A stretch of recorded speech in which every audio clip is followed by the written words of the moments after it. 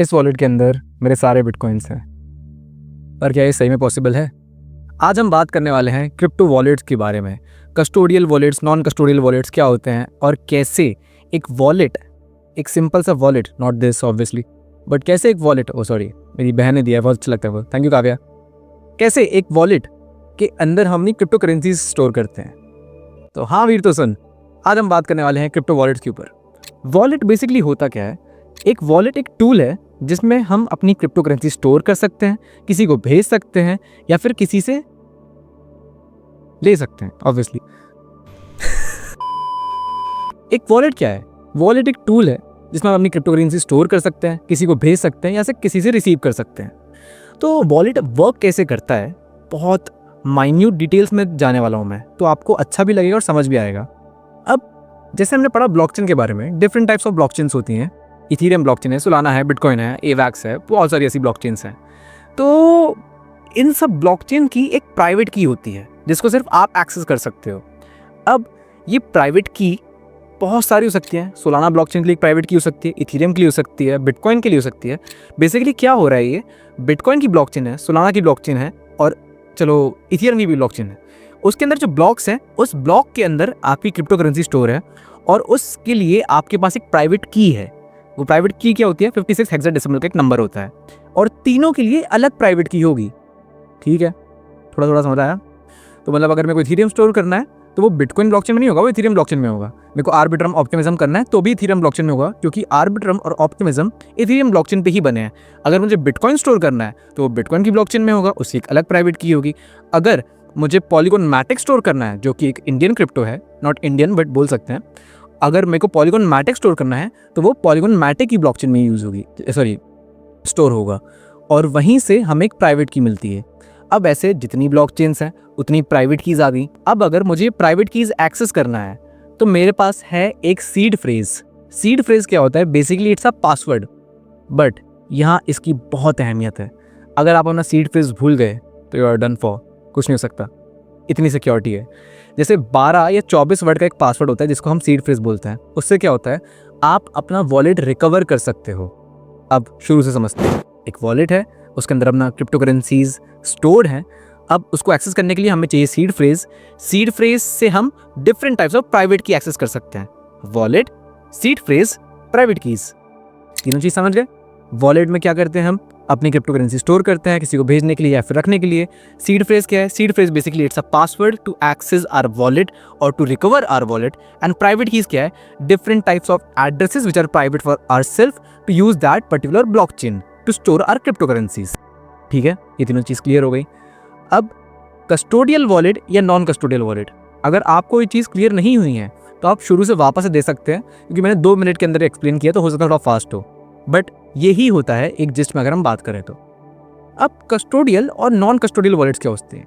As the word suggest, custodial. Custodial मतलब कोई आपका क्रिप्टो रख रहा है खुद, that is exchanges. Binance, WazirX, Coinbase, ये सारे एक्सचेंजेस में आते हैं और जितना भी आपने क्रिप्टो खरीदा है वो सब उनके पास है। मतलब वो उसको बेच सकते हैं, यूज़ कर सकते हैं विदाउट टेलिंग यू। वो ऐसा नहीं करते हैं बिकॉज ये फ्रॉड के अंदर या मनी लॉन्ड्रिंग के अंदर आता है, बट वो चाहे तो कर सकते हैं, उनके पास हक है। अब लोग कहेंगे यार फिर डिसेंट्रलाइजेशन का मतलब क्या हुआ? अभी भी यहाँ पे कोई एंटिटीज़ हैं जो बैंक की तरह काम कर रही हैं, तो वाई? कस्टोडियल वॉलेट्स के की प्रॉपर्टीज के बारे में बात करते हैं कि व्हाई पीपल प्रेफर और why people use custodial wallets and why people do not use custodial wallets. पहली, private keys are controlled by third party.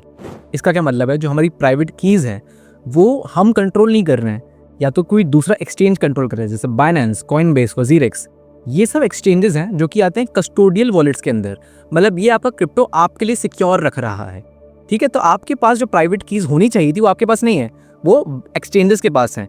And अगर आपकी प्राइवेट कीज एक्सचेंजेस के पास हैं तो बेसिकली उनके पास पूरा राइट है कि वो आपके क्रिप्टो कहीं प्लेस कर सकते हैं, कहीं रख सकते हैं, जो चाहे कुछ भी कर सकते हैं उसके साथ। इतना राइट आप दे रहे हो एक एक्सचेंज को। एक्सचेंज में जब भी बोलूँ तो वो कस्टोडियल वॉलेट में ही आएगा। दूसरी, ईजियर टू यूज़, बिल्कुल, क्योंकि जो एक्सचेंजेस रहते हैं उनका इंटरफेस इतना अच्छा होता है, उनका कस्टमर सपोर्ट इतना अच्छा होता है, तो जो लोग बिगिनर्स हैं उनके लिए काफ़ी हेल्पफुल रहता है। इसमें तो मैं खुद इस बात पर एग्री करूँगा। तीसरी, रिकवरी इज़ पॉसिबल। मतलब अगर आप अपने आईडी पासवर्ड भूल भी जाते हो तो भी आपका क्रिप्टो रिकवर हो सकता है। अब इसको एज अ पॉइंट क्यों रखा गया है ये आपको नॉन कस्टोडियल में समझ आएगा, बट ये याद रखना कि कस्टोडियल वॉलेट्स रिकवर हो सकते हैं। मतलब उसकी प्राइवेट की, उसका सीड फ्रेज अगर आप भूल जाओ तो भी वो रिकवर हो सकते हैं। ठीक है, आगे समझ आएगा क्यों बोल रहा हूँ मैं इतना, इसको इस बात पे एम्फसाइज क्यों कर रहा हूँ, आगे समझ आएगा। चौथा, रिस्क ऑफ हैक्स। क्या एक्सचेंजेस हैक हो सकते हैं? बिल्कुल हो सकते हैं। पिछले 10 साल में अराउंड 7 से 8 बड़े एक्सचेंजेस हैक हुए हैं। 2 साल पहले ही FTX हैक हुआ था, अराउंड $8 बिलियन का यूजर फंड गायब। अब क्या चल रहा है उसका केस, क्या नहीं चल रहा है, तो लोगों को लगता है कि कस्टोडियल वॉलेट्स तो बहुत ख़राब है, यहाँ तो बिल्कुल नहीं रखना चाहिए अपना पैसा। और एक हद तक ये बात सही भी है, बट कुछ दूसरे एक्सचेंजेस हैं जो इस बात पे डिसएग्री करते हैं। कैसे? 5th point, user fund safe रखने के लिए कई रिजर्व्स बनाए जाते हैं कि अगर कभी कुछ हैक हो भी जाता है तो हम अपने यूज़र्स का नुकसान ना कर पाएँ। जैसे बाइनेंस है, बाइनेंस ने SAFU रिजर्व बना के रखा है अराउंड $1.5 बिलियन का। अब $1.5 बिलियन सुनने में बहुत ज़्यादा लग रहा होगा क्योंकि हमने अभी FTX की बात करी कि 8 बिलियन का क्रैश हुआ था एंड बाइनेंस ने 1.5 बिलियन का बना के रखा है reserve. That is a lot, but it is not, क्योंकि बाइनेंस का टोटल एसेट्स अंडर कस्टडी ही 165 बिलियन है। मतलब अराउंड 1% का बना के रखा है उनने। That is still a lot, क्योंकि ऐसे बड़े बड़े हैक्स इतने इजीली होते नहीं हैं, बट स्टिल आपका जो फंड है वो रिस्क में तो है। कस्टोडियल वॉलेट में अगर हम बात करें तो रिस्क तो है। अब नॉन कस्टोडियल वॉलेट क्या होती है? नॉन कस्टोडियल वॉलेट में पहली चीज़, आपका सीड फ्रेज आपकी प्राइवेट की आपके पास है। मतलब कोई उसे कंट्रोल नहीं कर सकता, कोई बैंक अकाउंट वो फ्रीज नहीं कर सकता, कुछ नहीं हो सकता उस फंड के साथ जब तक आप उसको अलाउ ना करो। जैसे आपने देखा होगा कि कभी भी किसी के यहाँ रेड पड़ती है या फिर कभी गवर्नमेंट को किसी के ऊपर शक होता है, सबसे पहले उसके बैंक अकाउंट फ्रीज किए जाते हैं। तो ये चीज़ आपके कस्टोडियल वॉलेट्स में भी हो सकता है कि गवर्नमेंट बाइनेंस को या फिर CoinDCX या फिर एनी सेंट्रलाइज एक्सचेंज जिसको भी आप यूज़ करते हो उनको कॉन्टैक्ट करे कि ये बंदा तुम्हारे यहाँ रजिस्टर्ड है, इसका अकाउंट फ्रीज करो। ये चाह के वो कर सकती हैं, बट नॉन कस्टोडियल वॉलेट्स में पूरा का पूरा राइट आपके पास है। सीड फ्रीज और प्राइवेट की दोनों आपके पास हैं, तो कोई भी उसको फ्रीज नहीं कर सकता, कोई भी उस अमाउंट के साथ, उस क्रिप्टो के साथ खिलवाड़ नहीं कर सकता। बहुत बड़ा बेनिफिट है ये। दूसरा पॉइंट था it's more secure and decentralized, जो कि हमने फर्स्ट के साथ ही मर्ज कर दिया है। बट बात भी सही है, अगर आपके पास प्राइवेट की खुद आपके पास ही है, सीड फ्रेज आपके पास है, तो बेसिकली इससे सिक्योरिटी आपको क्या चाहिए? अगर आप भूल जाओ, दैट्स द इशू। और ये होती है थर्ड प्रॉपर्टी। वॉलेट्स जो नॉन कस्टोडियल वॉलेट्स हैं वो रिकवर नहीं कर सकते हैं। अगर आप अपना सीड फ्रेज भूल गए, you can not recover your wallet, end of it. आप अपने वॉलेट को रिकवर नहीं कर सकते हो, चाहे आप कितना भी नेट एंड ट्रायल कर लो। 12 वर्ड्स का पासवर्ड रहता है, अगर आप भूल गए वो 12 वर्ड का पासवर्ड, आप वॉलेट रिकवर नहीं कर सकते हो। That was a advantage in custodial wallets कि आप अपने अकाउंट रिकवर कर सकते हो, but it is a disadvantage at non custodial wallet. Fourth, higher learning curve. आपको एक नॉन कस्टोडियल वॉलेट को पढ़ने में, जानने में, सीखने में कि कैसे उसको यूज़ करना है, आपको टाइम लग सकता है, क्योंकि उसके अंदर इतना यूज़र फ्रेंडली इंटरफेस नहीं मिलेगा आपको। तो आपको उसको जानने में, हो सकता है आप गलती से अपना सीड फ्रेज पब्लिक कर दो, हो सकता है आपने कहीं ऑनलाइन स्टोर कर लिया कि अरे सीड फ्रेज है ना, मैं व्हाट्सएप में लिख लेता हूँ, किसी को भेज दिया ये मेरा सीड फ्रेज है। नहीं, बिल्कुल नहीं। इट्स वेरी लाइकली आपका वॉलेट हैक हो जाए। तो बेसिकली सबसे पहले तो क्या कि आपकी प्राइवेट कीज़, आपकी सीड फ्रेज आपके पास है, it makes it more secure and decentralize, but also you can not recover your wallet if you lost your seed phrase. तो सिक्योरिटी आपके ऊपर डिपेंड करती है कि आप अपने सीड फ्रेज कितना सेफ रख रहे हो। And fourth, higher learning curve, कि एक नॉन कस्टोडियल वॉलेट को सीखने में आपको टाइम लग सकता है, बट जब आप सीख जाओगे तो बहुत अच्छा रहेगा। अब मोटे मोटे तौर पे 5 डिफरेंसेस हैं, उन 5 डिफरेंसेस पे बात करते हैं। पहला, प्राइवेट कीज़ कस्टोडियन वॉलेट्स में आपके पास नहीं है, एक्सचेंजेस के पास है।